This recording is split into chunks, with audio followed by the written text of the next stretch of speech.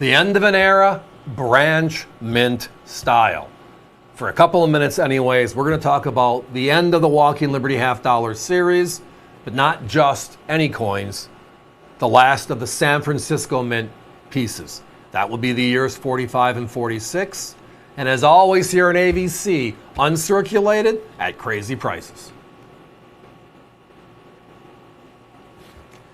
So the Walking Liberty series, again, goes back to the year 1916, the coin renaissance, silver coin renaissance, and it lasted until 1947.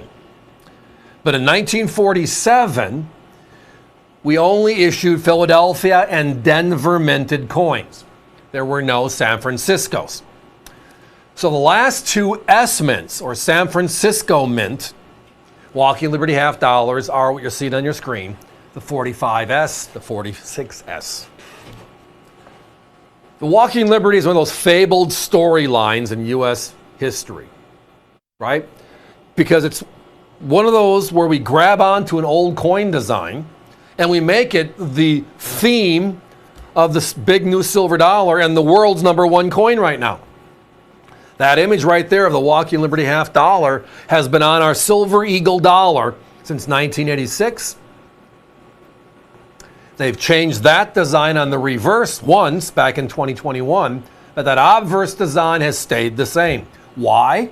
Because it is the most beautiful coin, period, not to mention silver coin in the history of the U.S. Mint. Lady Liberty walking from east to west, wrapped in the American flag, raw. It's just an outright special design. The reverse stands out like no other. All of our $half have an image of the eagle. Even the Franklin has that little eagle at about 3 o'clock with the Liberty Bell. But this one, how dominant. It looks like the eagle is walking off the coin. It looks like a high relief design. It's just great ingenuity on artistry and applying that to the application of making a coin. Gorgeous stuff. Now, the other thing to look at is just the time frame we're looking at. And during the war years, there were normal mintages on these coins because the people that were not over there, whether it's the European theater or the Pacific theater, or supporting thereof outside the country, still were here pushing the war effort. The one thing we do know, however, is the fact that because of the fact that we were as individuals contributing to that effort physically and monetarily by U.S. war bonds. Some of the biggest collectibles in the marketplace are some of those old posters. Beautiful posters, right? Which means if we had extra money, we were donating, giving it to take on this agenda of a two-front war. So coins surviving. It wasn't like we had extra money to say, let's put a roll of these aside, which would have been $10, right? 20 coins in a roll, and we don't need it. Now, there were people that probably did that, but there are very few people that did that during the war years. Well, if you look at Philadelphia, 1945, you get 31.5 million. San Francisco's only 10.1. You look at 46, it's 12.1, a drop off for Philadelphia, but only 3.7 on San Francisco. But when you look at population reports with our grading services, the NGCs, the PCGSs of the world, and they publish everything. And again, we use them as gauges for how many were made versus how many they've seen. Because those services have been out there for over 40 years. Which means quality coins are just pushed through the system, and it gives you an idea what they're not or what they are seeing. And many coins, you'd be amazed. I mean, the S's we're looking at here tonight are significantly rarer.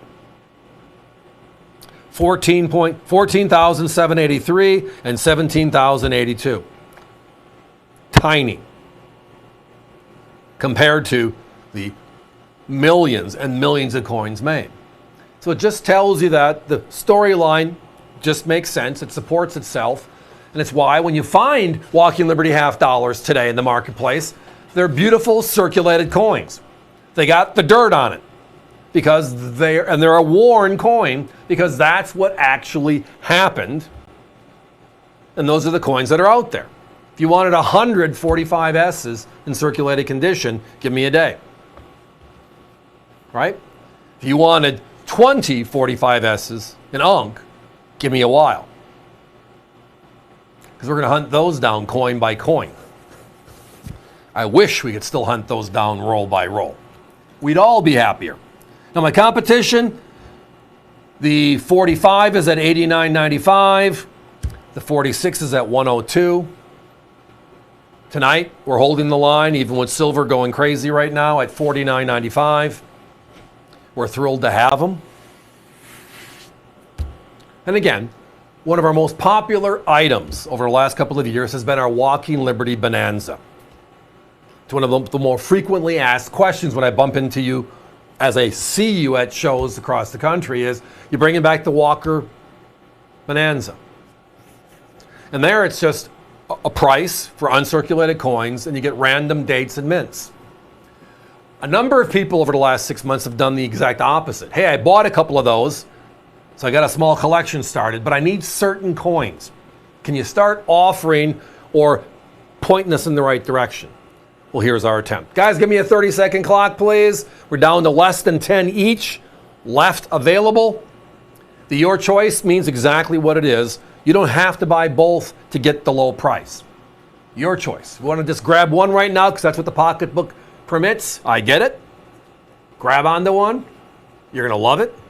If this is your first time working with the Walking Liberty half dollar series, if you buy an uncirculated coin, you're never going to want to buy a circulated one because the night and day difference just makes you want to say, wow, it's worth the wait. They're as gorgeous as you see on your screen.